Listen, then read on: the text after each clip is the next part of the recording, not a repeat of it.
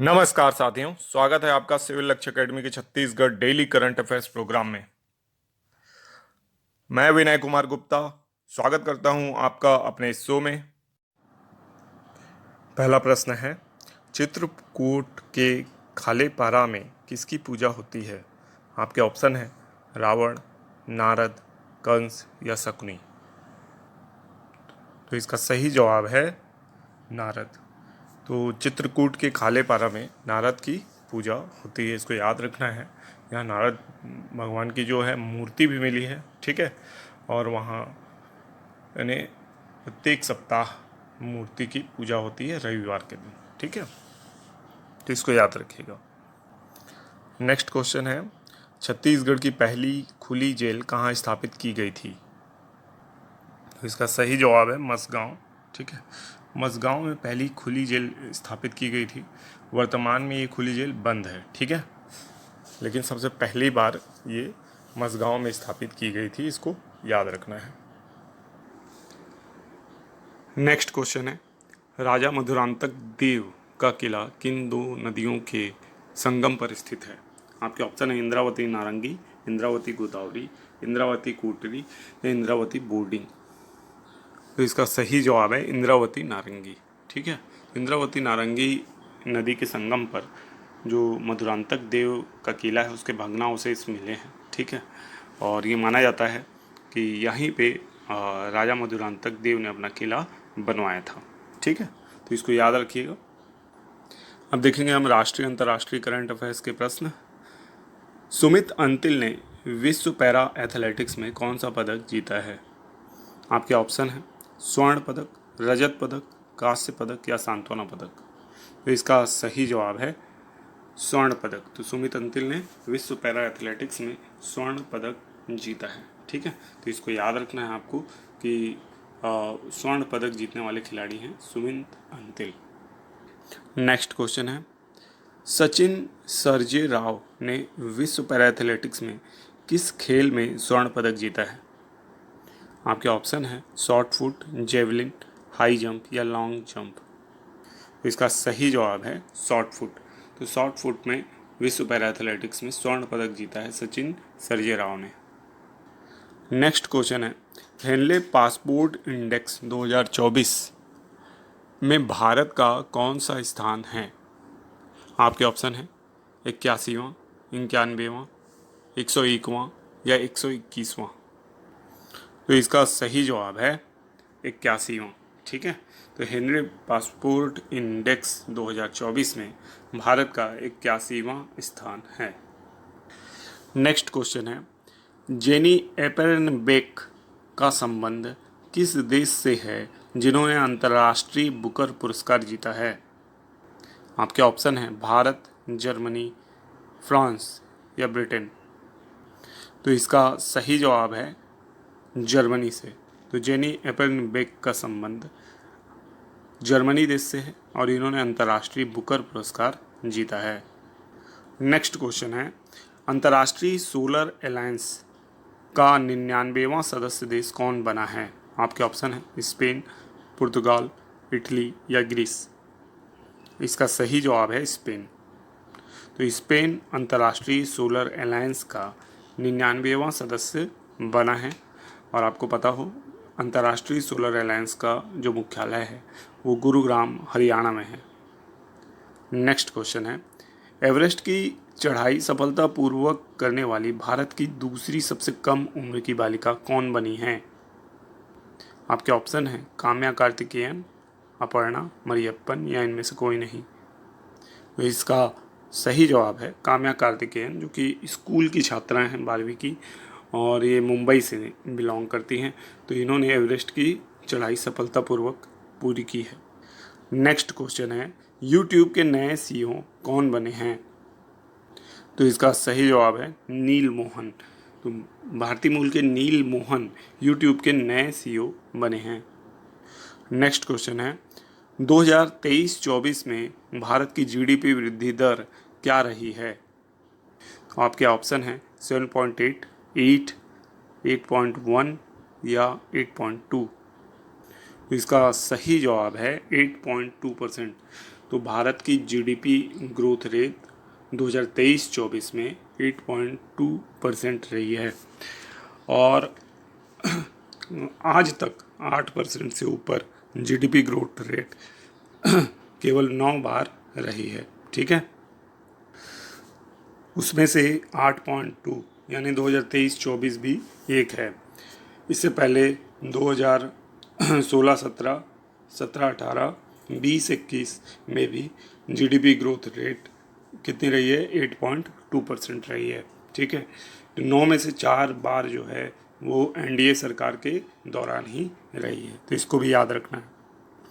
Next question है, देश का सबसे ऊंचा मतदान केंद्र टासीगंग किस राज्य में स्थित है? आपके ऑप्शन है हिमाचल प्रदेश, उत्तराखंड, सिक्किम या अरुणाचल प्रदेश।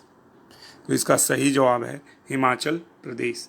तो देश का सबसे ऊंचा मतदान केंद्र टासीगंज किस राज्य में है? हिमाचल प्रदेश में है। ठीक है, नेक्स्ट क्वेश्चन है, रुद्रम 2 क्या है? एक रॉकेट, एक मिसाइल, एक ड्रोन या रोबोट? तो इसका सही जवाब है मिसाइल है। ठीक है, रुद्रम 2 हवा से सतह पर मार करने वाली एक मिसाइल है, तो इसको याद रखना है, हाइपरसोनिक मिसाइल में से। साथ ही साथ मैं आपको बताना चाहता हूँ कि सिविल लक्ष्य एकेडमी का अपना टेलीग्राम चैनल है, जहाँ ये करंट अफेयर्स जो वीडियो आपको पढ़ाया गया है इसका पीडीएफ शेयर किया जाता है, तो उस चैनल को आप ज्वाइन कर लीजिए। सिविल लक्ष्य एकेडमी नाम से ही है, इसका लिंक आपको डिस्क्रिप्शन में मिल जाएगा। इसके साथ ही साथ सिविल लक्ष्य एकेडमी नाम से हमारा इंस्टाग्राम चैनल भी है। इंस्टाग्राम में अगर आप हैं तो हमें ज्वाइन करके हम सपोर्ट कर सकते हैं। वहाँ से भी आपको कुछ नॉलेजफुल वीडियोस प्रोवाइड कराई जाएंगी, शॉर्ट्स प्रोवाइड कराया जाएगा, तो उसको भी आप ज्वाइन कर लीजिए। साथ ही साथ एक्स में अगर आप हैं, एक्स मतलब ट्विटर में अगर आप हैं तो ट्विटर में भी हमारी प्रोफाइल बनी हुई है सिविल लक्ष्य एकेडमी। अभी उसमें फॉलोअर्स नहीं होंगे तो आप हमें सपोर्ट करके हमारे फॉलोअर्स वहाँ पे भी बढ़ा सकते हैं। ठीक है, तो सिविल लक्ष्य एकेडमी इस नाम को याद रखिए। इसी नाम से आपको फेसबुक, इंस्टाग्राम, ट्विटर एवं टेलीग्राम चैनल में क्या मिलेंगे? और प्रोफाइल्स मिलेंगी, चैनल्स मिलेंगे। ठीक है, थैंक यू। पहला प्रश्न है, लोकसभा निर्वाचन 2024 में भाजपा ने छत्तीसगढ़ में कितनी सीटें जीती हैं? आपके ऑप्शन हैं 9, 10, 11 या 8। तो इसका सही जवाब है 10 सीटें जीती हैं। ठीक है, तो लोकसभा निर्वाचन 2024 में भाजपा ने छत्तीसगढ़ से कितनी सीटें जीती हैं? 10 सीटें जीती हैं। ठीक है, तो एक सीट जो बच गई वो किसने जीती है? तो ऑब्वियस सी बात है वो भारतीय राष्ट्रीय कांग्रेस ने जीती है ना। ठीक है, तो इसको याद रखना है आपको। नेक्स्ट क्वेश्चन है, छत्तीसगढ़ की किस लोकसभा सीट को कांग्रेस ने जीता है? आपके ऑप्शन है ए सरगुजा, बी कोरबा, सी राजनांदगांव या डी बस्तर। तो इसका सही जवाब है कोरबा। तो कोरबा लोकसभा सीट को किसने जीत लिया है? कांग्रेस ने जीत लिया है। बाकी सारी सीटों को किसने जीता है? भारतीय जनता पार्टी ने। तो यहाँ से कौन उम्मीदवार थे? तो ज्योत्सना महंत कांग्रेस से थी जिन्होंने विजय प्राप्त की है, और विपक्षी दल भाजपा से सरोज पांडे जो कि दुर्ग से ऑलरेडी सांसद रह चुकी हैं, वर्तमान में राज्यसभा सांसद हैं, उन्होंने चुनाव जीता है। ठीक है, तो उनके खिलाफ चुनाव जीता गया है, यानी सरोज पांडे हार गई हैं और ज्योत्सना महंत जीत गई हैं। ठीक है, तो इसको याद रखिएगा। नेक्स्ट क्वेश्चन है, बस्तर सीट किसने जीती है? तो ये लोकसभा निर्वाचन 2024 की ही बात हो रही है। आपके सामने ऑप्शन है Mahesh Kashyap, option A, B Tokhan Sahu, option C Vijay Baghel, option D Kamlesh Jangde. तो इसका सही जवाब है महेश कश्यप। तो महेश कश्यप ने यह चुनाव जीत लिया है। तो इन्होंने कितने वोटों से चुनाव जीता है? तो 55,245 वोटों से चुनाव जीता है। किस दल से हैं? तो ऑब्वियस सी बात है भारतीय जनता पार्टी से हैं। ठीक है, दूसरी ओर जो ये टोकन है एक्चुअल में, तो टोकन साहू कहाँ से जीते हैं चुनाव? तो ये बिलासपुर से चुनाव जीते हैं, है ना। और ये करीब 1,64,558 की मार्जिन से चुनाव जीते हैं। ये भी भाजपा के प्रत्याशी थे बिलासपुर से, और बिलासपुर से सांसद बने हैं। तो टोकन साहू, है ना, बिलासपुर। तो याद कैसे रखें, तो टोकन आपको कहाँ से मिलेगा, बिलासपुर, है ना। रेलवे का टोकन चाहिए आपको, तो रेल मंडल क्या है, बिलासपुर है, तो टोकन आपको बिलासपुर से मिलेगा। ऐसे करके आप याद रख सकते हैं। फिर आ जाते हैं विजय बघेल। विजय बघेल ने दुर्ग से विजय प्राप्त की है। 4,38,226 मतों की भारी अंतर से इन्होंने यह चुनाव जीता है। और इनके विपक्षी जो थे वो राजेंद्र साहू थे, ठीक है। और विजय बघेल किस दल से हैं, तो ऑब्वियस सी बात है ये भी भाजपा से ही है। नेक्स्ट आ जाते हैं कमलेश जांगड़े। तो कमलेश जांगड़े जो हैं ये जांजगीर चांपा से चुनाव जीते हैं। तो इन्होंने कितने अंतर से चुनाव जीता है, तो इन्होंने 60,000 के अंतर से चुनाव जीता है ना। तो इनको भी याद रखेगा। नेक्स्ट क्वेश्चन है, कांकेर सीट किसने जीती है। आपके ऑप्शन हैं, option A Bhojraj Nag, B Roop Kumari Chaudhary, option C Radhe Shyam Rathiya, option D Brijmohan Agrawal. तो इसका सही जवाब है ऑप्शन ए भोजराज नाग, ठीक है। तो भोजराज नाग ने कांकेर से चुनाव जीता है और 1884 मतों से यह चुनाव इन्होंने जीता है। जबकि रूप कुमारी चौधरी, ये जो हैं रूप कुमारी कहाँ है, महासमुंद से इन्होंने चुनाव जीता है और 1,45,000 के भारी अंतर से इन्होंने यह चुनाव जीता है। क्या नाम है इनका, रूप कुमारी चौधरी, ठीक है। इसके पश्चात राधे श्याम राठिया जी ने चुनाव जीता है। तो ये इन्होंने कहाँ से जीता है चुनाव, तो इन्होंने जीता है चुनाव रायगढ़ से। और कितने अंतर से इन्होंने चुनाव जीता है, तो 2,40,000 के अंतर से इन्होंने चुनाव जीता है। इसके बाद आते हैं ब्रिजमोहन अग्रवाल। ब्रिजमोहन अग्रवाल रायपुर से चुनाव जीते हैं और इन्होंने 5,75,000 के भारी अंतर से चुनाव जीता है। और ये जो अंतर है ये सबसे बड़ा अंतर है छत्तीसगढ़ में। छत्तीसगढ़ में सबसे भारी मतों से चुनाव जीतने वाले अगर कैंडिडेट का नाम पूछ लिया जाए तो ब्रिजमोहन अग्रवाल रायपुर से हैं, जिन्होंने लोकसभा चुनाव छत्तीसगढ़ के सभी सांसदों में सर्वाधिक अंतर से जीता है, ठीक है। इसके बाद नेक्स्ट क्वेश्चन है, सरगुजा सीट किसने जीती है। तो ये भी लोकसभा निर्वाचन 2024 की बात हो रही है। तो इसे किसने जीता है, आपके ऑप्शन है, option A Chintamani Maharaj, option B Santosh Pandey, option C Jyotsna Mahant, या ऑप्शन डी शशि सिंह कोराम। तो इसका सही जवाब है चिंतामणि महाराज। तो चिंतामणि महाराज ने चुनाव जीत लिया है सरगुजा सीट से, ठीक है। तो इनको याद रखना है कितने वोटों से जीते हैं, तो 64,000 मतों से इन्होंने यह चुनाव जीता है। संतोष पांडे जो हैं इन्होंने राजनांदगांव से चुनाव जीता है और इन्होंने लगभग 44,000 मतों के अंतर से यह चुनाव जीता है, ठीक है। इसके बाद ज्योत्सना महंत, जैसे कि हमने देखा था कि ये कौन से सीट से चुनाव जीत चुकी हैं, तो ये कोरबा लोकसभा क्षेत्र से चुनाव जीती हैं और 43,000 मतों के भारी अंतर से इन्होंने भी ये चुनाव जीता है। शशि सिंह कोराम जो हैं ये चिंतामणि महाराज के विपक्षी थी, यानी ये उनके विरुद्ध खड़ी हुई थी, ठीक है, यानी कांग्रेस की कैंडिडेट थी। तो ये भी आपको याद रखना है। नेक्स्ट क्वेश्चन है, लोकसभा चुनाव 2024 में एनडीए गठबंधन ने कितनी सीटें हासिल की हैं। आपके ऑप्शन है, option A 291, option B 295, option C 299 या ऑप्शन डी 300। तो इसका सही जवाब है 291। तो लोकसभा चुनाव 2024 में एनडीए गठबंधन ने 291 सीटों पर चुनाव जीता है, तो इसको याद रखिएगा। नेक्स्ट क्वेश्चन है, लोकसभा निर्वाचन 2024 में इंडिया अलायंस ने कितनी सीटें हासिल की हैं। आपके ऑप्शन हैं 250, बी 234, सी 275 या डी 295।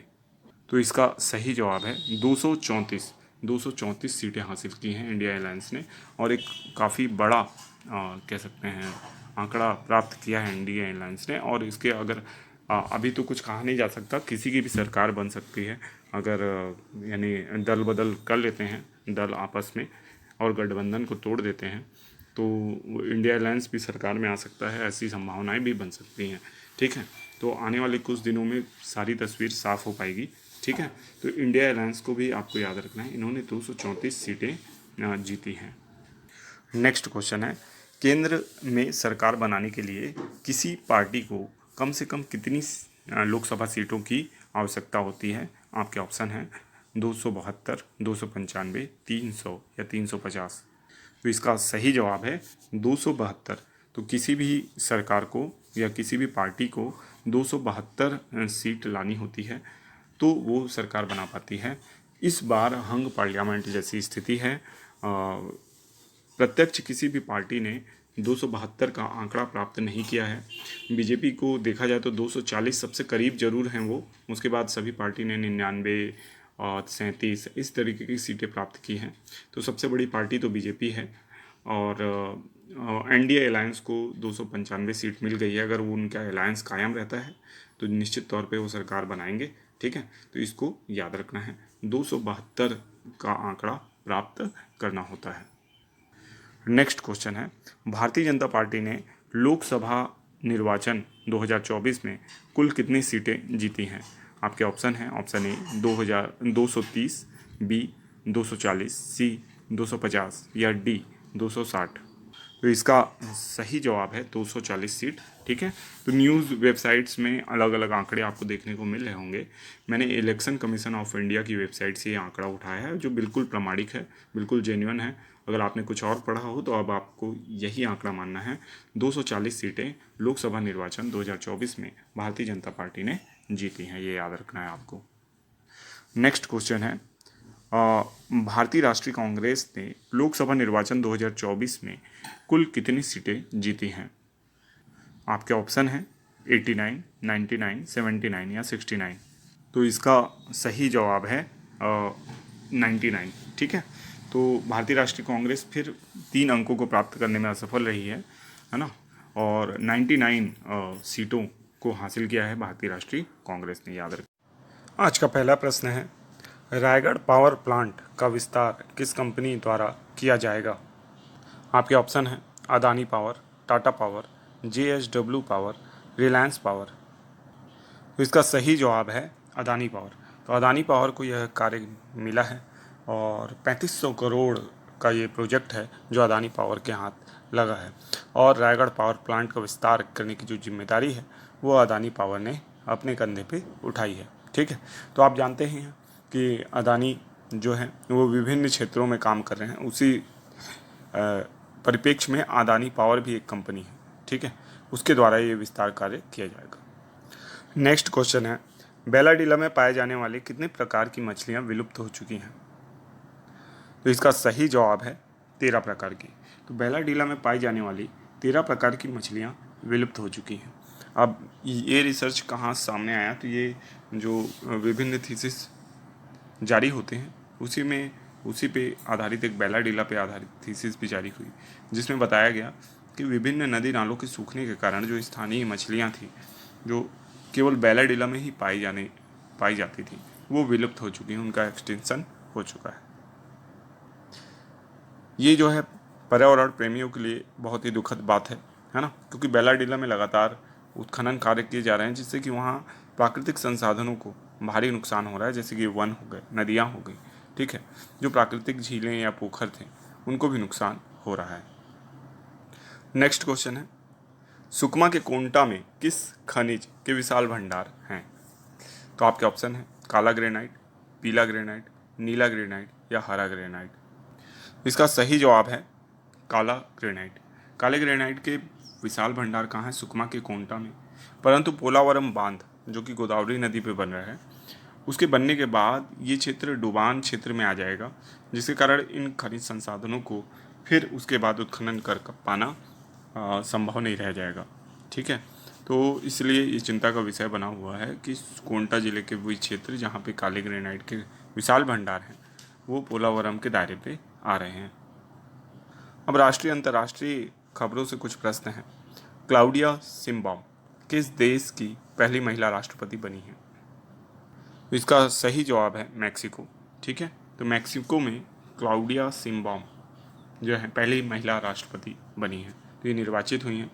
तो ऐसे में जब भी कभी पहली महिला राष्ट्रपति या किसी देश की भी हों वो, है ना, अगर ऐसी कोई खबर आती है तो बहुत ज़्यादा इंपॉर्टेंट आती है, और करंट अफेयर्स में जनरली एग्ज़ाम्स में ऐसे क्वेश्चन पूछ लिए जाते हैं। तो क्लाउडिया शिनबाउम का नाम याद रखिएगा, मैक्सिको का नाम याद रखिएगा, यहाँ की पहली महिला राष्ट्रपति ये बनी है।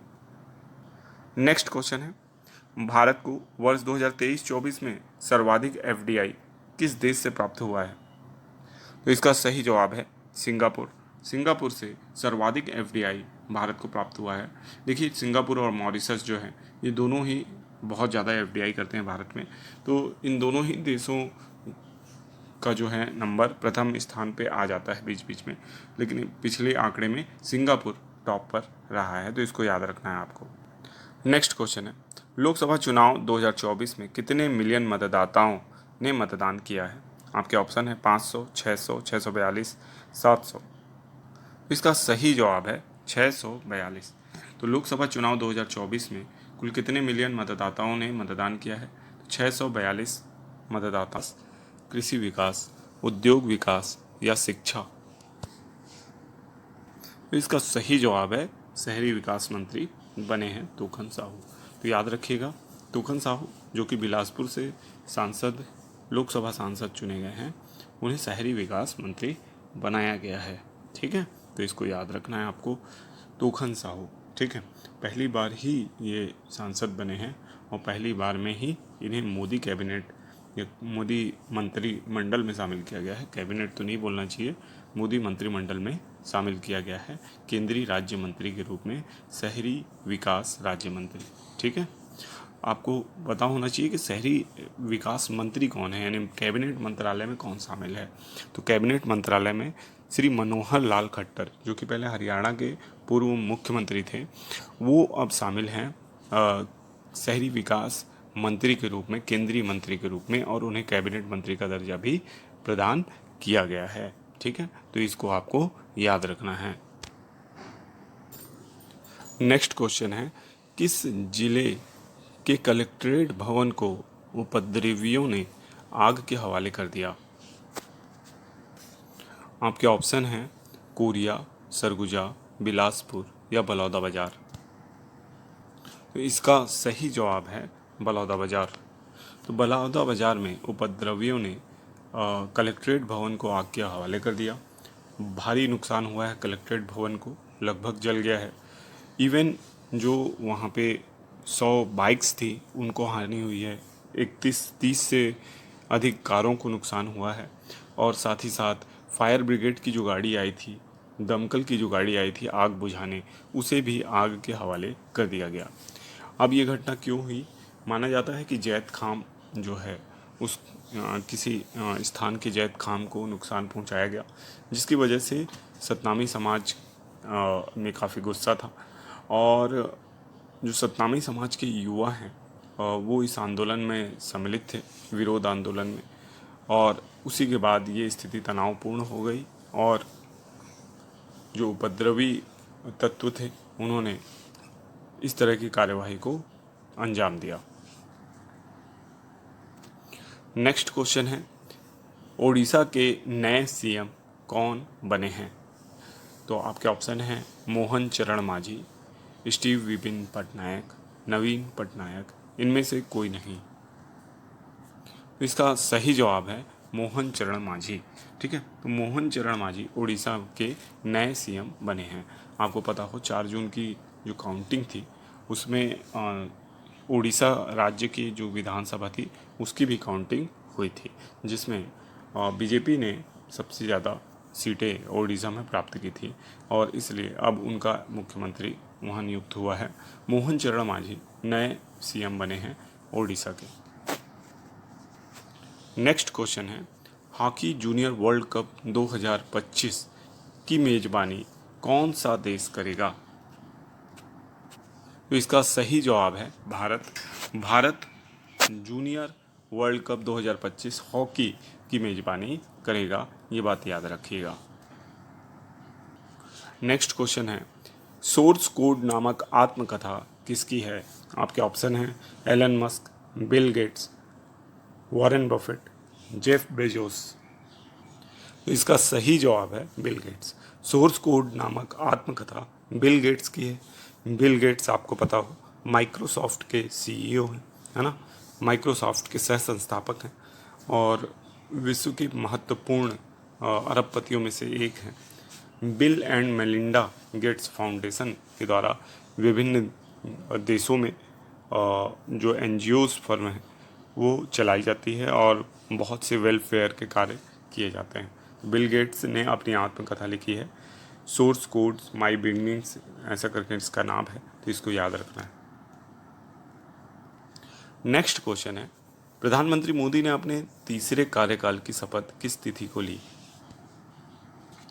तो इसका सही जवाब है 9 जून, है ना। 9 जून को प्रधानमंत्री मोदी ने अपने तीसरे कार्यकाल की शपथ ली है और तीसरी बार प्रधानमंत्री बनने वाले कुछ चुनिंदा लोगों में प्रधानमंत्री मोदी भी शामिल हो गए हैं। इससे पहले ये उपलब्धि श्री अटल बिहारी वाजपेयी, पंडित जवाहरलाल नेहरू के पास थी। अब प्रधानमंत्री मोदी भी तीसरी बार प्रधानमंत्री बन गए हैं। इंदिरा गांधी भी 3 कार्यकाल तक प्रधानमंत्री थी, ठीक है।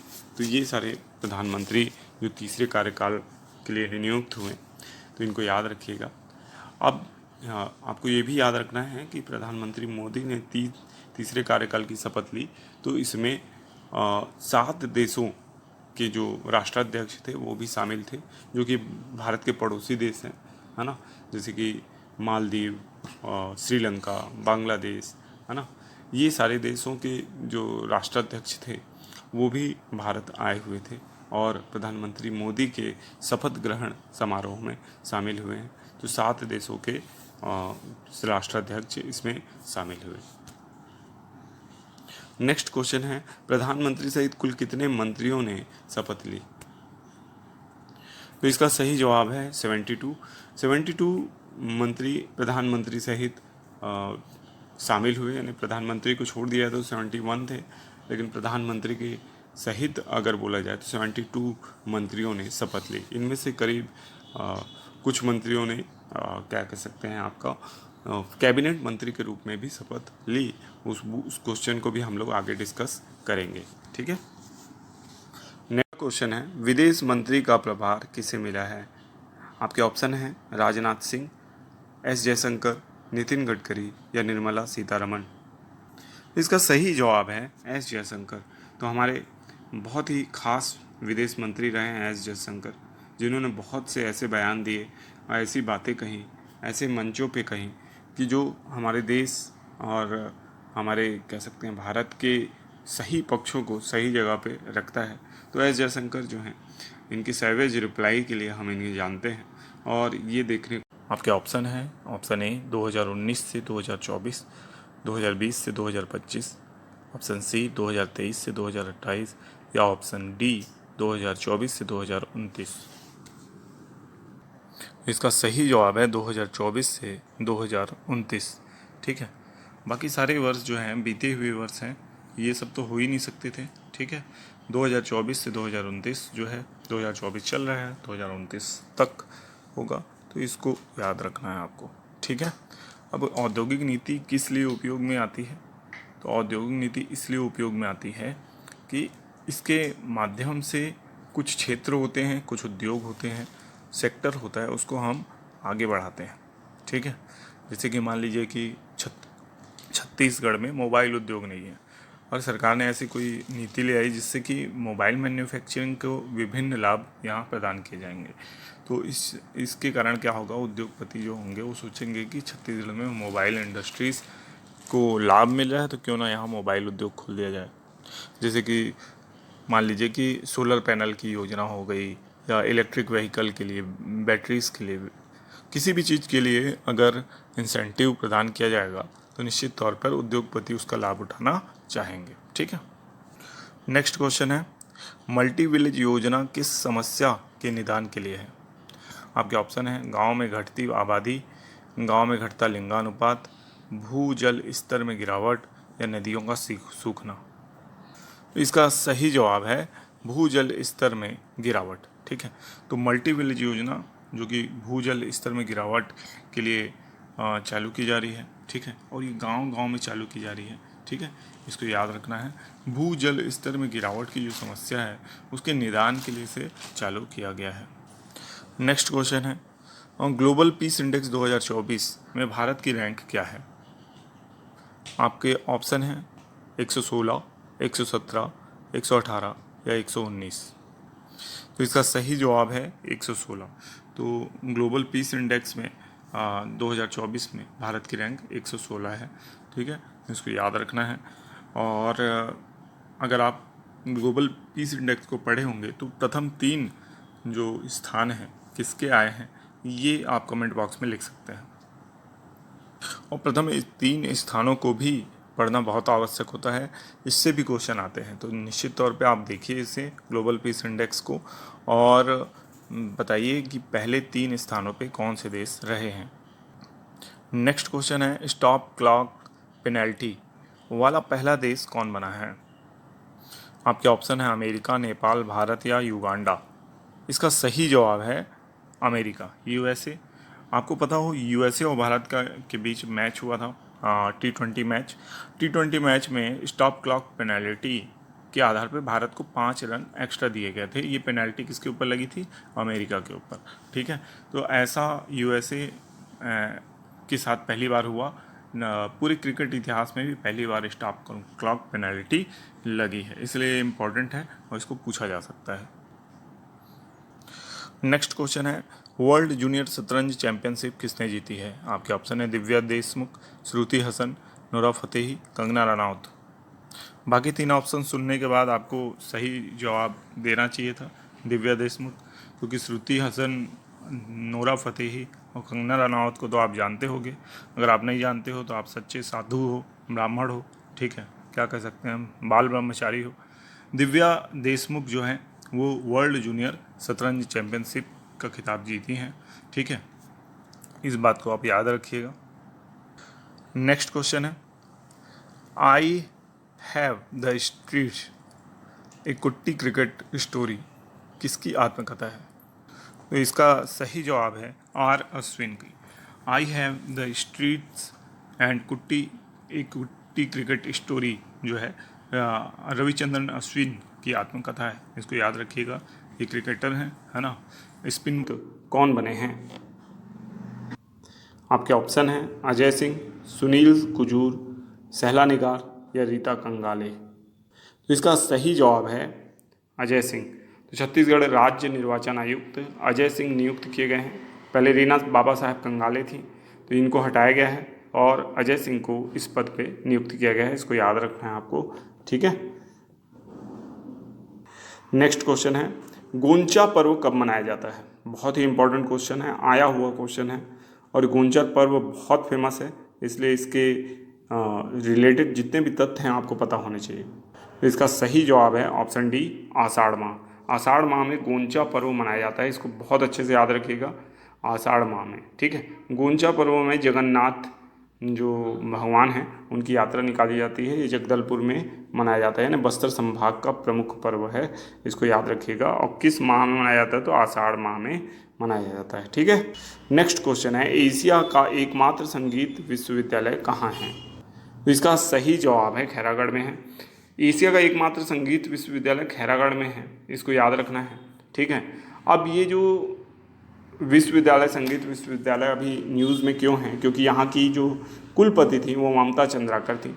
ठीक है, और ममता चंद्राकर को वर्तमान सरकार ने हटा दिया है। ठीक है, और जो दुर्ग संभाग के संभागायुक्त थे उनको वर्तमान में कुलपति का कुलभार यानी पदभार दिया गया है।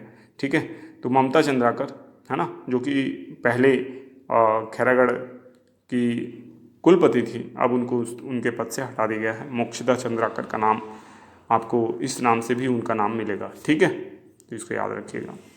नेक्स्ट क्वेश्चन है, 10वां अंतर्राष्ट्रीय योग दिवस कहाँ मनाया गया? तो इसका सही जवाब है श्रीनगर। श्रीनगर में 10वां अंतर्राष्ट्रीय योग दिवस मनाया गया। बहुत ही इंपॉर्टेंट क्वेश्चन है ना। योग दिवस किस दिन मनाया जाता है? तो 21 जून, है ना, 21 जून को मनाया जाता है। उम्मीद है आप सभी ने योग किया होगा 21 जून को। ठीक है, तो इसको याद रखिएगा, 10वां अंतर्राष्ट्रीय योग दिवस मनाया गया श्रीनगर। ठीक है, नेक्स्ट क्वेश्चन है, 18वीं लोकसभा के प्रोटेम स्पीकर कौन बने हैं? इसका सही जवाब है भर्तृहरि मेहताब। भर्तृहरि मेहताब जो हैं 18वीं लोकसभा के प्रोटेम स्पीकर बने हैं, है ना, इसको याद रखिएगा। और प्रोटेम स्पीकर का कार्य क्या होता है? प्रोटेम स्पीकर जो है वो बाकी जितने भी सदस्य होते हैं, है ना, उनको संसद की सदस्यता दिलाता है, ठीक है, सदस्यता की शपथ दिलाता है। जितने भी सांसद होंगे ना लोकसभा में, उनको सबको शपथ दिलाने का काम कौन करेगा? प्रोटेम स्पीकर करेगा, ठीक है। और इसके बाद जो आपका स्पीकर है उसका चुनाव भी होगा उस दौरान पे, तो वो भी प्रोटेम स्पीकर ही कराएगा अगर निर्वाचन होगा तो, ठीक है। और निर्वाचन के बाद जैसे ही नया जो स्पीकर नियुक्त हो जाता है उसके बाद प्रोटेम स्पीकर अपने पद को छोड़ देता है, ठीक है। तो इसको याद रखना है, प्रोटेम स्पीकर का जो पद है यह अस्थायी पद होता है, ठीक है। नेक्स्ट क्वेश्चन है, सुरमा पाड़ी किस राज्य की दूसरी महिला विधानसभा अध्यक्ष बनी हैं? तो इसका सही जवाब है ओडिशा। ओडिशा की दूसरी महिला विधानसभा अध्यक्ष कौन बनी है? सुरमा पाड़ी। सुरमा पाड़ी का नाम याद रखिएगा, इनका संबंध किस राज्य से है? ओडिशा राज्य से है। नेक्स्ट क्वेश्चन है, वैश्विक ऊर्जा संक्रमण सूचकांक 2024 में भारत की रैंक क्या है? तो इसका सही जवाब है 63वां स्थान है भारत का, ठीक है। तो वैश्विक ऊर्जा संक्रमण सूचकांक में भारत का कौन सा स्थान है? 63वां, ठीक। अब इसमें प्रथम 3 स्थान पर कौन है? तो पहले स्थान पर स्वीडन है, दूसरे स्थान पर डेनमार्क है और थर्ड स्थान पर फिनलैंड है। तो SDF करके आप याद रखिएगा, SDF है ना, स्वीडन, डेनमार्क, फिर फिनलैंड, और भारत का स्थान कौन सा है? 63 वैश्विक ऊर्जा संक्रमण सूचकांक। पहला प्रश्न है, छत्तीसगढ़ के इंदिरा गांधी कृषि विश्वविद्यालय के कुलपति गिरीश चंदेल को किस संस्था ने कर्नल कमांडेंट की उपाधि से नवाजा है?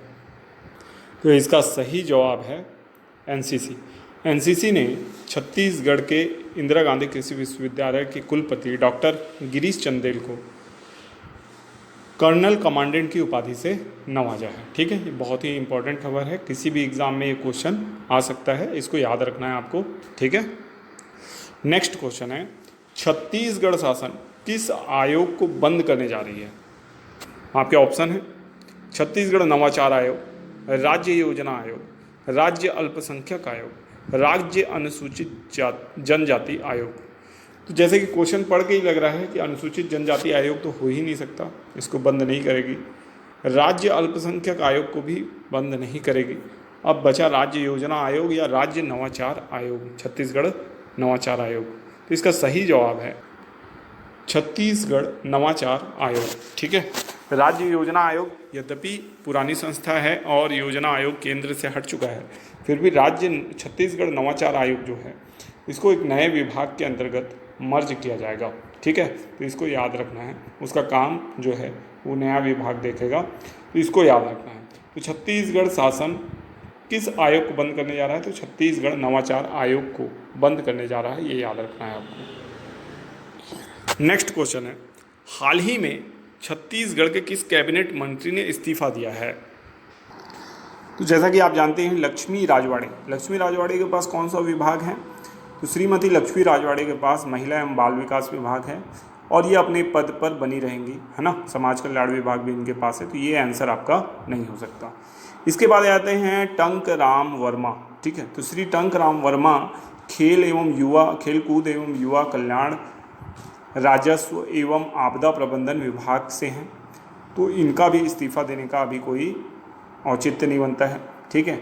इसके बाद आते हैं श्री श्याम बिहारी जायसवाल को आप जानते हैं लोक स्वास्थ्य और परिवार कल्याण विभाग से हैं। चिकित्सा 20 सूत्रीय कार्यक्रम विभाग जो है इन्हीं के पास है, तो ये सारा विभाग इनके पास है और ये अपने पद पर बने रहेंगे।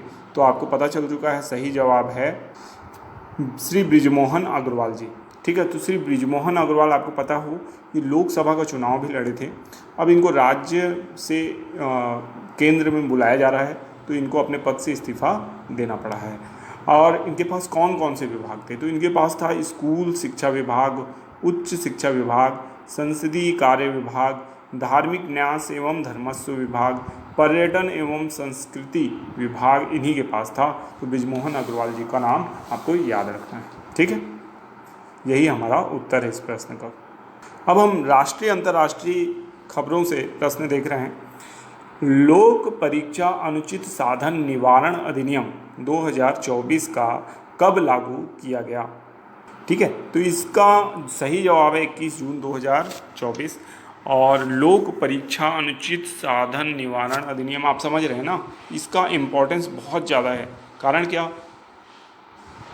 अभी नीट की परीक्षा का आपने सुना है कि पेपर लीक हो गया। ऐसा सुनने में आ रहा है कि जो पेपर लीक करने वाला है वो बच्चे को एक दिन पहले बुलाता है और जितने क्वेश्चन आने वाले हैं उसको रटाता है। ये काफ़ी यानी चिंताजनक बात है। ऐसे में कोई खबर भी बाहर नहीं आएगी और कोई एक बच्चा नकल मार के अपना रैंक भी ले आएगा। तो इस तरीके की घटना जो है वो बहुत ही कह सकते हैं चिंतनीय है। इसके बाद ये खबर थमी ही नहीं थी, नीट का विवाद जो है, नीट स्कैम बोला जा रहा था, इसकी खबर दबी ही नहीं थी कि दूसरी खबर आ गई कि जो यूजीसी नेट का पेपर लीक हो गया, उस वजह से वो पेपर ही रद्द हो गया। एग्ज़ाम हुआ और पेपर रद्द हुआ। इस वजह से परीक्षार्थियों के हज़ारों करोड़ रुपए बर्बाद हो चुके होंगे। आप समझ नहीं सकते। इसका मतलब कोई परीक्षार्थी किसी परीक्षा हॉल में पहुंचने के लिए एक दिन पहले से तैयारी करता है, वो काफ़ी सारे समय लगाता है, साल भर पेपर देता है, तैयारी करता है, बहुत सारा एफ़र्ट उसका लगा होता है। ठीक है, पैसा तो अलग बात है, जो उसका एफ़र्ट है, जो मेहनत है, जो समय है, वो कभी लौट के वापस नहीं आता है। तो इस तरीके की जो खबरें हैं और इस तरीके की जो एक्टिविटी है उस पर बिल्कुल रोकथाम लगाने की ज़रूरत है। इसलिए लोक परीक्षा अनुचित साधन निवारण अधिनियम 2024 लागू किया गया। इसके तहत जो है किसी अगर ऐसी एक्टिविटी में कोई परीक्षार्थी पाया जाता है तो उसको 3 साल तक की सज़ा हो सकती है और 10 लाख रुपए तक का जुर्माना उसके ऊपर लगाया जा सकता है। ठीक है, तो इसको याद रखना है। नेक्स्ट क्वेश्चन है, विश्व कप में हैट्रिक लेने वाले 7वें गेंदबाज कौन बने हैं? तो इसका सही जवाब आपको पता है, पैट कमिंस, जो कि ऑस्ट्रेलिया के कप्तान हैं और ये विश्व कप में हैट्रिक लेने वाले 7वें गेंदबाज बन गए हैं। ठीक है, ऑस्ट्रेलिया लगातार अच्छा प्रदर्शन कर रही है और हाल ही में भारत को वर्ल्ड कप के फाइनल में पराजित किया था ऑस्ट्रेलिया ने। हालांकि हार जीत लगी रहती है, ऑस्ट्रेलिया 6 बार की विश्व चैंपियन है, तो बहुत ज़्यादा एक्सपीरियंस है ऑस्ट्रेलिया के पास। उम्मीद करते हैं इस बार जब भारत फाइनल पे पहुंचे तो विश्व कप लेकर आए। T20 वर्ल्ड कप चल रहा है, उसी की ये खबर है। ठीक है, नेक्स्ट क्वेश्चन है, बहुत इंपॉर्टेंट क्वेश्चन है, वधावन बंदरगाह का निर्माण किस राज्य में किया जा रहा है? तो इसका सही जवाब है महाराष्ट्र। ठीक है, वधावन बंदरगाह का निर्माण कहाँ किया जा रहा है? महाराष्ट्र में किया जा रहा है। बहुत अच्छे से याद रखना है। और 76,200 करोड़ रुपए की लागत से बनने वाला यह बंदरगाह जो है, इसको वधावन पोर्ट प्रोजेक्ट लिमिटेड द्वारा बनाया जा रहा है। ठीक है, VBPL Jawaharlal Nehru port authority JNPA और महाराष्ट्र मैरीटाइम बोर्ड द्वारा गठित एक विशेष प्रयोजन वाहन है ये। ठीक है, इस परियोजना में JNPA और MMB की क्रमशः 74% और 26% हिस्सेदारी भी होगी। ठीक है, तो वधावन पोर्ट जो है इसको माना जा रहा है कि भारत के लिए गेम चेंजर होगा। बहुत इंपॉर्टेंट लोकेशन है इसकी। और ये कह सकते हैं जो कि जवाहरलाल नेहरू जो पोर्ट है हमारा, है ना, नावा सेवा का जो पोर्ट है, उसके ऊपर जो बहुत ज़्यादा बर्डन है, उस बर्डन को ये कम करेगा। तो इससे काफ़ी ज़्यादा विकास भारत। तो इसका सही जवाब है केशकाल घाटी। तो इसको याद रखना है, छत्तीसगढ़ की केशकाल घाटी से टनल का निर्माण किया जा रहा है। यहाँ से कौन सा मार्ग गुजरेगा? रायपुर विशाखापट्टनम मार्ग गुजरेगा। ठीक है, माना जा रहा है 6 से 8 घंटे का जो सफ़र है वो कम हो पाएगा इस टनल के माध्यम से और इस हाईवे से। बहुत ही ज़्यादा यानी कह सकते हैं जल्दी आप कहाँ पहुँच पाएंगे? विशाखापट्टनम में। विशाखापट्टनम को विजाग कहा जाता है। वो जो अमरावती है उसको क्या कह सकते हैं, आपकी आंध्र प्रदेश की राजधानी बनाने का प्रस्ताव है। ठीक है, विजयवाड़ा को भी राजधानी बनाने का प्रस्ताव है। और दूसरी तरफ रायपुर जो है वो छत्तीसगढ़ की राजधानी है। तो इस तरीके से रायपुर के एक प्रमुख शहर यानी छत्तीसगढ़ के एक प्रमुख शहर को विशाखापट्टनम से जोड़ा जा रहा है। विशाखापट्टनम को विजाग नाम से जानते हैं और ये प्रमुख बंदरगाह है भारत के पूर्वी तट का। ठीक है, तो इसको याद रखना है आपको। यहाँ से बैलाडीला आप जानते हैं, बैलाडीला कहाँ है? दंतेवाड़ा में है। यहाँ से निकलने वाला जो लौह अयस्क है वो कहाँ जाता है? विशाखापट्टनम बंदर कहा जाता है, जहाँ से इसको निर्यात किया जाता है जापान, है ना, जापान देश को। तो याद रखिए। नेक्स्ट क्वेश्चन है, मुख्यमंत्री खाद्यान्न सुरक्षा योजना के तहत कितने लाभार्थी लाभान्वित होंगे? इसका सही जवाब है 69.92 लाख। ठीक है, तो मुख्यमंत्री खाद्यान्न सुरक्षा योजना, हम जानते हैं इसके तहत क्या किया जाता है, रियायती दरों पर जो अनाज है वो उपलब्ध कराया जाता है ना, अंत्योदय, निराश्रित, गरीब परिवारों को। ठीक है, तो छत्तीसगढ़ के लगभग 69.92 लाख लोगों को इसका लाभ मिलेगा। इसमें अब बीपीएल के साथ साथ एपीएल लोगों को भी शामिल किया गया है इस योजना के तहत। उनका दर जरूर थोड़ा सा ज़्यादा है, लेकिन मार्केट प्राइस से वो भी काफ़ी कम है।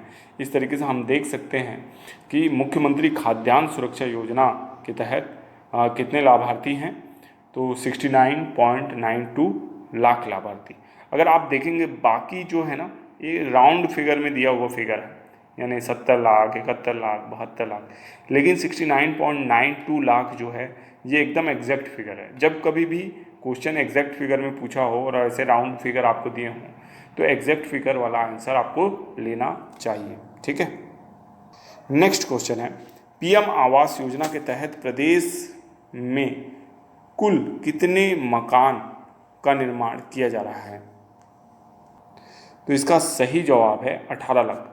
तो पीएम यानी प्रधानमंत्री आवास योजना के तहत प्रदेश में कुल कितने मकानों का निर्माण किया जा रहा है? 18 लाख मकानों का निर्माण किया जा रहा है।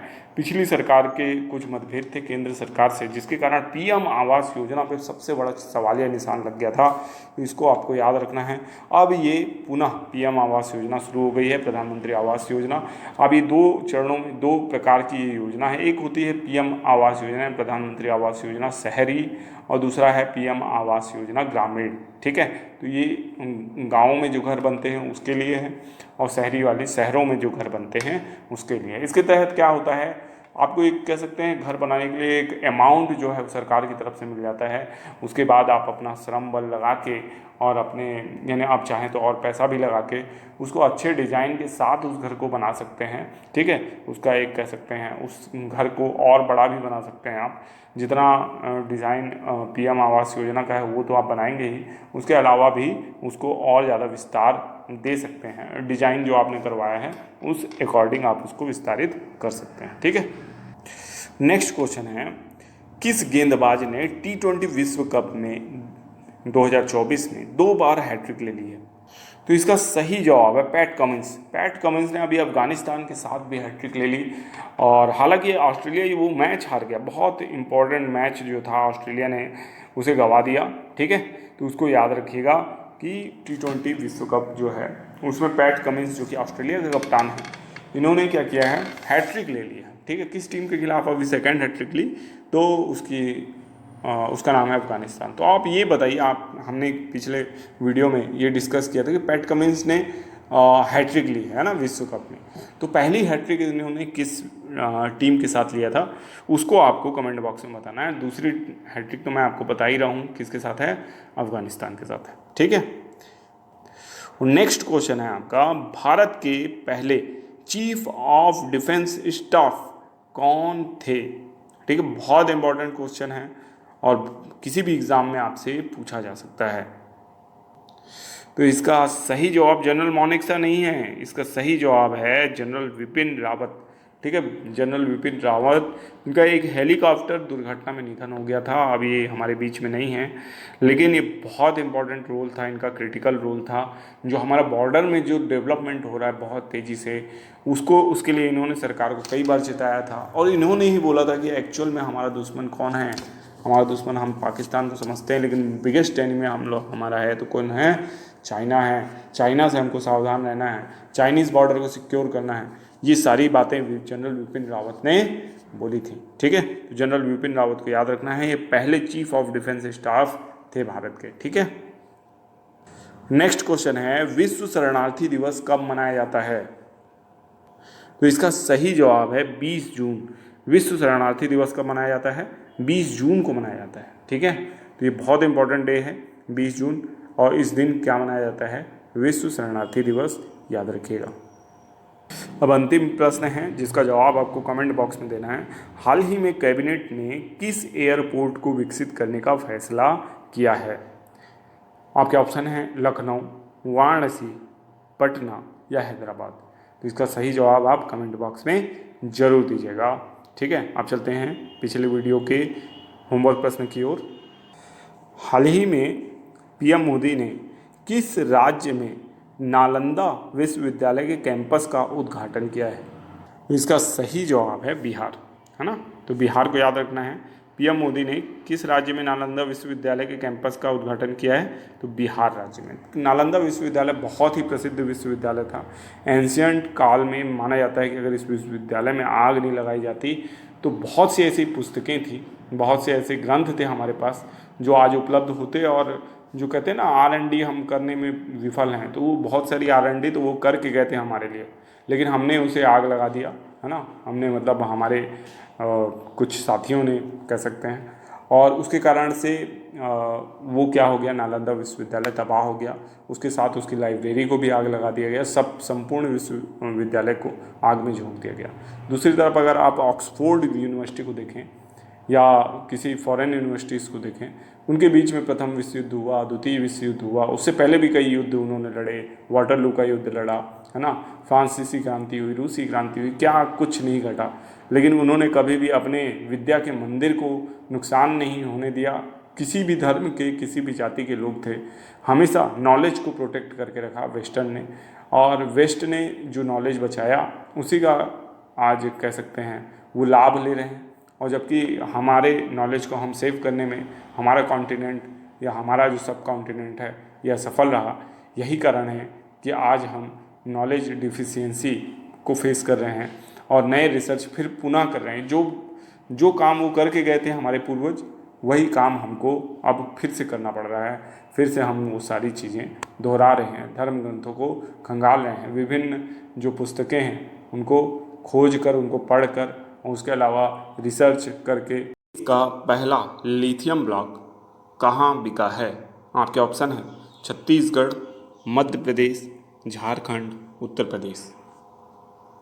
इसका सही जवाब है छत्तीसगढ़। तो देश का पहला लिथियम ब्लॉक छत्तीसगढ़ के कोरबा जिले में स्थित कटघोरा, जो कि देश का पहला लिथियम खदान है, की नीलामी करने वाला राज्य छत्तीसगढ़ बन गया है। केंद्र सरकार ने सोमवार को कहा कि Mikey south mining private limited ने छत्तीसगढ़ में बिक्री के लिए रखा गया देश का पहला लिथियम ब्लॉक हासिल कर लिया है। ठीक है, तो कंपनी का नाम आपको याद रखना है। क्या नाम है? Mikey south mining private limited. ठीक है, अब लिथियम इतना ज़्यादा इम्पोर्टेंट क्यों है? तो आपको पता हो कि लिथियम जो है दुर्लभ धातु है या रेयर अर्थ एलिमेंट में शामिल है। ठीक है, और रासायनिक दृष्टि से इसे बहुत ही अहम माना जाता है। ठीक है, लिथियम से बड़े पैमाने पर बैटरियां जो शुष्क सेल हैं वो बनाई जाती हैं। इसका उपयोग आपके smart watch, mobile phone, electric vehicle, laptop, digital कैमरे एवं अन्य जितने भी बहुत से उपकरण हैं जो बैटरी से चलते हैं, उनमें लिथियम आयन बैटरीज का ही उपयोग किया जा रहा है। इसलिए बहुत ज़्यादा क्या कह सकते हैं, इम्पॉर्टेंट है। ठीक है, तो इसको याद रखना है। उसी के साथ ही साथ दिल्ली के प्रगति मैदान में आयोजित भारत मंडपम में G20 सदस्य देशों, उद्योग प्रतिनिधियों समेत केंद्र और राज्य के मंत्रालयीन स्तर के अफसर शामिल हुए थे।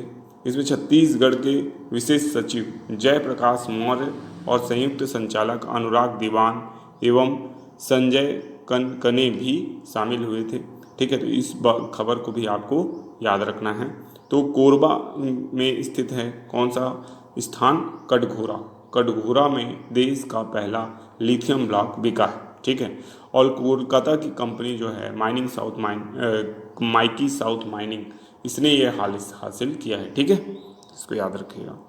नेक्स्ट क्वेश्चन है, डॉक्टर खूबचंद बघेल स्वास्थ्य सहायता योजना का नाम बदलकर किसके नाम पर रखा गया है?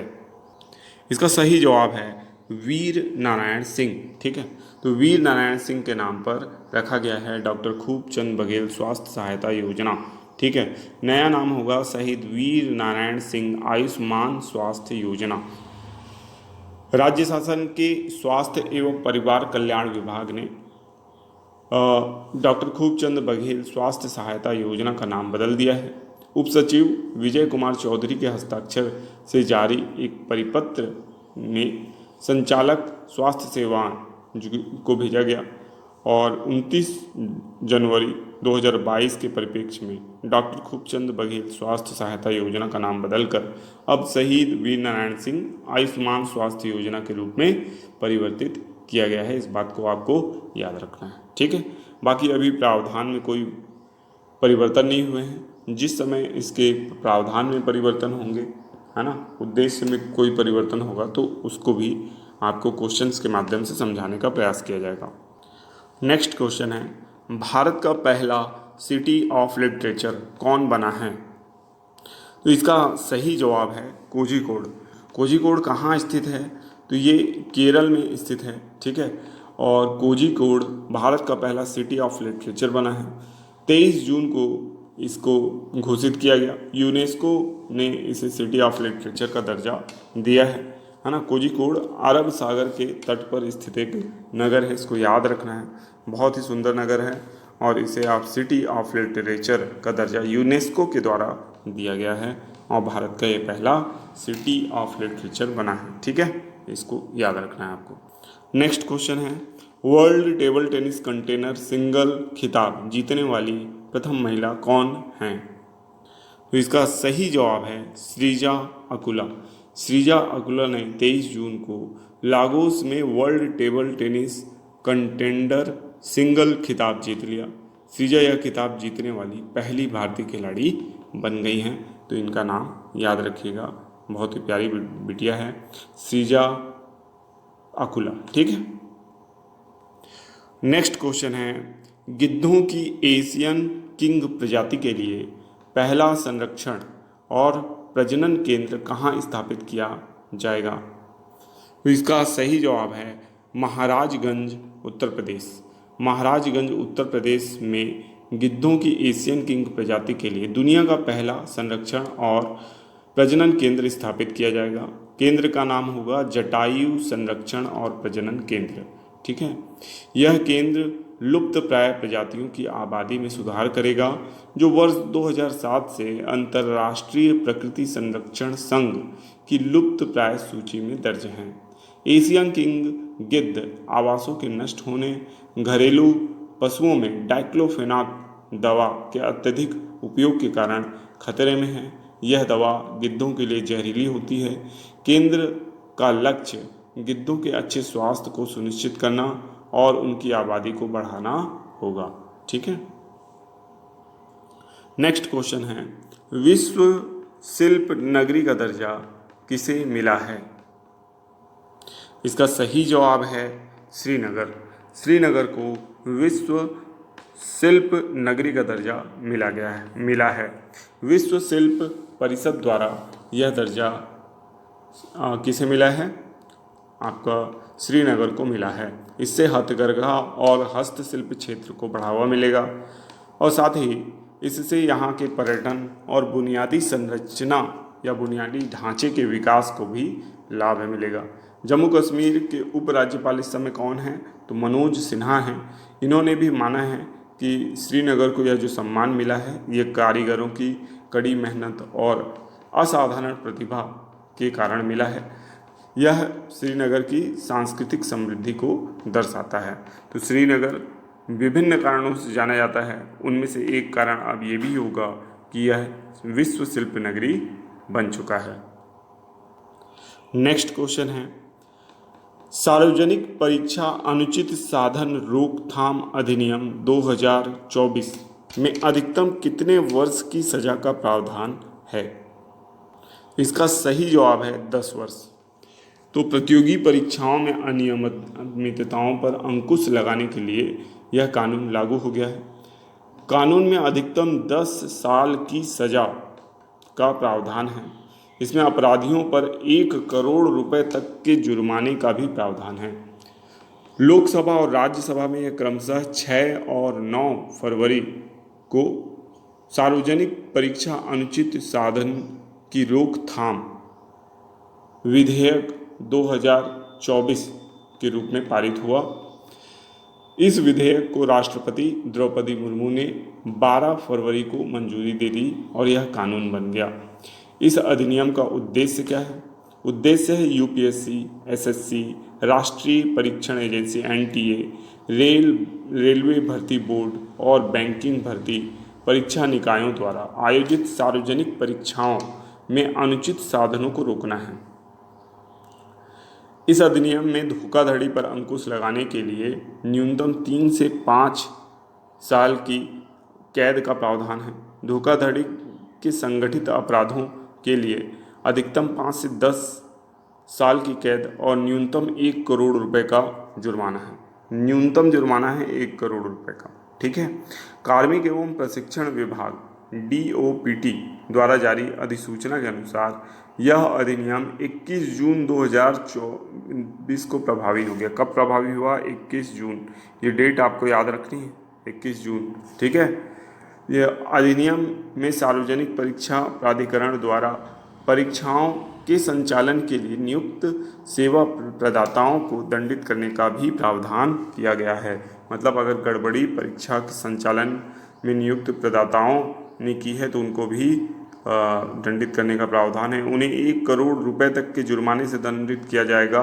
परीक्षा की आनुपातिक लागत भी सेवा प्रदाताओं से वसूल की जाएगी। मतलब अगर एजेंसी के अध्यक्ष, उपाध्यक्ष ये सबसे अगर गड़बड़ी होती है तो उनसे ही पूरी परीक्षा की लागत वसूली जाएगी, जो कि बहुत ही अच्छा एक कह सकते हैं प्रावधान है। इससे निश्चित तौर पर डर बैठेगा। अब अंतिम प्रश्न है आप लोगों के लिए, पुष्पक क्या है? आपको बताना है पुष्पक क्या है। PSLV, GSLV, RLV या SLV। ठीक है। तो अभी अभी पुष्पक का परीक्षण हुआ है ना। पुष्पक का परीक्षण हुआ, कहाँ से हुआ? तो इसका परीक्षण हुआ कर्नाटक के चित्रदुर्ग एरोनॉटिकल टेस्ट रेंज से। और ये क्या करके आया? ये यानी अंतरिक्ष तक गया और वहाँ से वापस आ गया। आपको बताना है कि इन चारों में से क्या है। ठीक है। पिछले वीडियो में हमने आपसे प्रश्न किया था कि हाल ही में कैबिनेट ने किस एयरपोर्ट को विकसित करने का फैसला किया है? तो इसका सही जवाब है वाराणसी। वाराणसी या बनारस या काशी। हाल ही में कैबिनेट ने इसे विकसित करने का फैसला लिया है। ठीक है। तो इसे याद रखना है। अब चलते हैं रिवीजन प्रश्नों की ओर।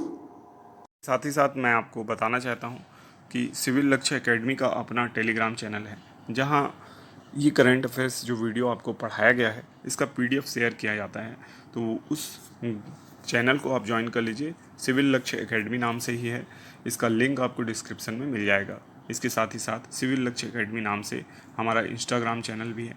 इंस्टाग्राम में अगर आप हैं तो हमें ज्वाइन करके हम सपोर्ट कर सकते हैं। वहाँ से भी आपको कुछ नॉलेजफुल वीडियोस प्रोवाइड कराई जाएंगी, शॉर्ट्स प्रोवाइड कराया जाएगा, तो उसको भी आप ज्वाइन कर लीजिए। साथ ही साथ एक्स में अगर आप हैं, एक्स मतलब ट्विटर में अगर आप हैं तो ट्विटर में भी हमारी प्रोफाइल बनी हुई है सिविल लक्ष्य एकेडमी। अभी उसमें फॉलोअर्स नहीं होंगे तो आप हमें सपोर्ट करके हमारे फॉलोअर्स वहाँ पे भी बढ़ा सकते हैं। ठीक है। तो सिविल लक्ष्य एकेडमी इस नाम को याद रखिए। इसी नाम से आपको फेसबुक, इंस्टाग्राम, ट्विटर एवं टेलीग्राम चैनल में क्या मिलेंगे? और प्रोफाइल्स मिलेंगी, चैनल्स मिलेंगे। ठीक है। Thank you. पहला प्रश्न है, छत्तीसगढ़ के किस घाटी में टनल का निर्माण कार्य जारी है जहां से रायपुर विशाखापट्टनम हाईवे गुजरेगा? तो इसका सही जवाब है केशकाल घाटी। तो इसको याद रखना है। छत्तीसगढ़ की केशकाल घाटी से टनल का निर्माण किया जा रहा है। यहाँ से कौन सा मार्ग गुजरेगा? रायपुर विशाखापट्टनम मार्ग गुजरेगा। ठीक है। माना जा रहा है 6 से 8 घंटे का जो सफ़र है वो कम हो पाएगा इस टनल के माध्यम से, और इस हाईवे से बहुत ही ज़्यादा यानी कह सकते हैं जल्दी आप कहाँ पहुँच पाएंगे? विशाखापट्टनम में। विशाखापट्टनम को विजाग कहा जाता है। वो जो अमरावती है उसको क्या कह सकते हैं, आपकी आंध्र प्रदेश की राजधानी बनाने का प्रस्ताव है। ठीक है। विजयवाड़ा को भी राजधानी बनाने का प्रस्ताव है। और दूसरी तरफ रायपुर जो है वो छत्तीसगढ़ की राजधानी है। तो इस तरीके से रायपुर के एक प्रमुख शहर यानी छत्तीसगढ़ के एक प्रमुख शहर को विशाखापट्टनम से जोड़ा जा रहा है। विशाखापट्टनम को विजाग नाम से जानते हैं और ये प्रमुख बंदरगाह है भारत के पूर्वी तट का। ठीक है, तो इसको याद रखना है आपको। यहाँ से बैलाडीला, बैलाडीला आप जानते हैं, बैलाडीला कहाँ है? दंतेवाड़ा में है।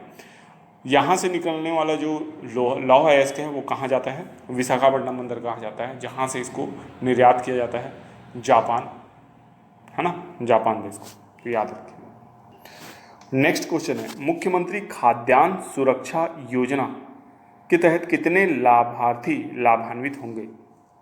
इसका सही जवाब है 69.92 लाख। ठीक है, तो मुख्यमंत्री खाद्यान्न सुरक्षा योजना हम जानते हैं इसके तहत क्या किया जाता है? रियायती दरों पर जो अनाज है वो उपलब्ध कराया जाता है ना, अंत्योदय, निराश्रित, गरीब परिवारों को। ठीक है, तो छत्तीसगढ़ के लगभग 69.92 लाख लोगों को इसका लाभ मिलेगा।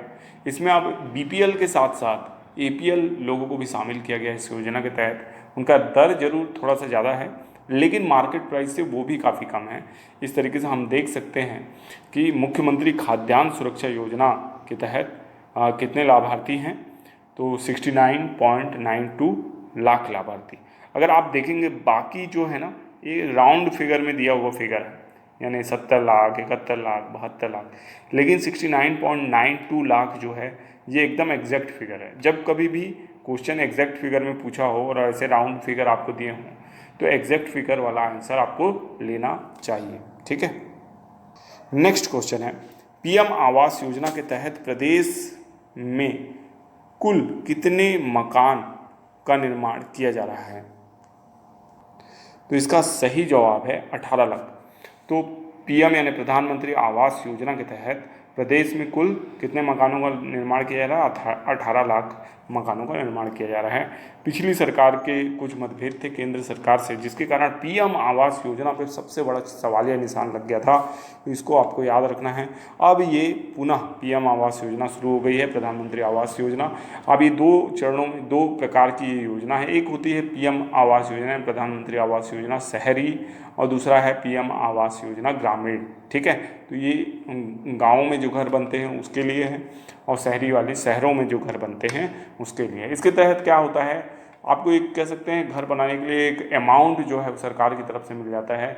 उसके बाद आप अपना श्रम बल लगा के और अपने यानी आप चाहें तो और पैसा भी लगा के उसको अच्छे डिज़ाइन के साथ उस घर को बना सकते हैं। ठीक है, उसका एक कह सकते हैं उस घर को और बड़ा भी बना सकते हैं आप। जितना डिज़ाइन पीएम आवास योजना का है वो तो आप बनाएंगे ही, उसके अलावा भी उसको और ज़्यादा विस्तार दे सकते हैं। डिज़ाइन जो आपने करवाया है उस अकॉर्डिंग आप उसको विस्तारित कर सकते हैं। ठीक है, नेक्स्ट क्वेश्चन है, किस गेंदबाज ने T20 विश्व कप में 2024 में 2 बार हैट्रिक ले ली है? तो इसका सही जवाब है पैट कमिंस। पैट कमिंस ने अभी अफगानिस्तान के साथ भी हैट्रिक ले ली, और हालांकि ऑस्ट्रेलिया वो मैच हार गया, बहुत इंपॉर्टेंट मैच जो था ऑस्ट्रेलिया ने उसे गंवा दिया। ठीक है, तो उसको याद रखिएगा कि T20 विश्व कप जो है उसमें पैट कमिंस जो कि ऑस्ट्रेलिया के कप्तान हैं, इन्होंने क्या किया है, हैट्रिक ले लिया। ठीक है, किस टीम के खिलाफ अभी सेकंड हैट्रिक ली? तो उसका नाम है अफगानिस्तान। तो आप ये बताइए, आप हमने पिछले वीडियो में ये डिस्कस किया था कि पैट कमिंस ने हैट्रिक ली है ना विश्व कप में, तो पहली हैट्रिक इन्होंने किस टीम के साथ लिया था उसको आपको कमेंट बॉक्स में बताना है। दूसरी हैट्रिक तो मैं आपको बता ही रहा हूँ किसके साथ है, अफगानिस्तान के साथ है। ठीक है, नेक्स्ट क्वेश्चन है आपका, भारत के पहले चीफ ऑफ डिफेंस स्टाफ कौन थे? ठीक है, बहुत इंपॉर्टेंट क्वेश्चन है और किसी भी एग्ज़ाम में आपसे पूछा जा सकता है। तो इसका सही जवाब जनरल मानेकशॉ नहीं है, इसका सही जवाब है जनरल विपिन रावत। ठीक है, जनरल विपिन रावत, इनका एक हेलीकॉप्टर दुर्घटना में निधन हो गया था। अब ये हमारे बीच में नहीं है, लेकिन ये बहुत इंपॉर्टेंट रोल था इनका, क्रिटिकल रोल था। जो हमारा बॉर्डर में जो डेवलपमेंट हो रहा है बहुत तेज़ी से, उसके लिए इन्होंने सरकार को कई बार चिताया था, और इन्होंने ही बोला था कि एक्चुअल में हमारा दुश्मन कौन है। हमारा दुश्मन हम पाकिस्तान को समझते हैं, लेकिन बिगेस्ट एनिमी हम लोग हमारा है तो कौन है? चाइना है। चाइना से हमको सावधान रहना है, चाइनीज़ बॉर्डर को सिक्योर करना है। ये सारी बातें जनरल विपिन रावत ने बोली थी। ठीक है, तो जनरल विपिन रावत को याद रखना है, ये पहले चीफ ऑफ डिफेंस स्टाफ थे भारत के। ठीक है, नेक्स्ट क्वेश्चन है विश्व शरणार्थी दिवस कब मनाया जाता है? तो इसका सही जवाब है 20 जून। विश्व शरणार्थी दिवस कब मनाया जाता है?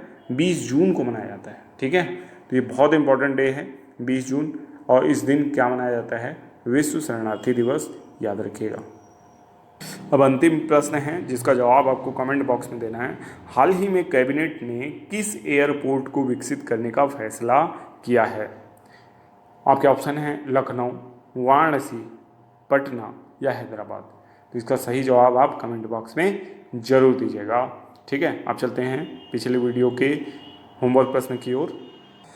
हाल ही में पीएम मोदी ने किस राज्य में नालंदा विश्वविद्यालय के कैंपस का उद्घाटन किया है? इसका सही जवाब है बिहार, है ना। तो बिहार को याद रखना है। पीएम मोदी ने किस राज्य में नालंदा विश्वविद्यालय के कैंपस का उद्घाटन किया है?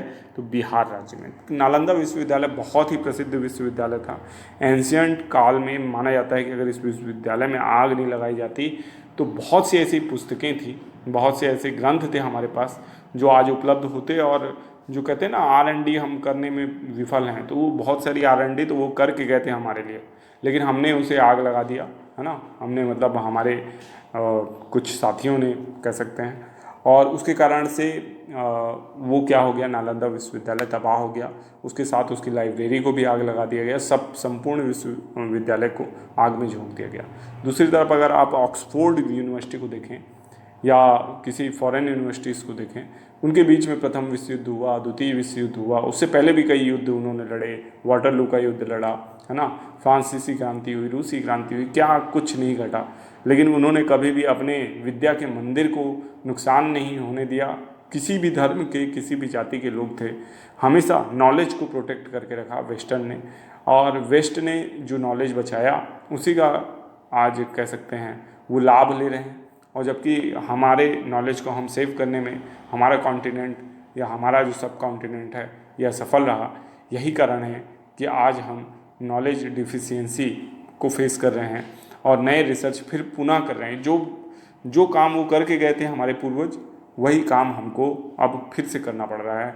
फिर से हम वो सारी चीज़ें दोहरा रहे हैं, धर्म ग्रंथों को खंगाल रहे हैं, विभिन्न जो पुस्तकें हैं उनको खोज कर, उनको पढ़ कर, और उसके अलावा रिसर्च करके, आपका एक्सपेरिमेंट करके वही नॉलेज तलाशने का प्रयास कर रहे हैं। Thanks for watching. God bless you all.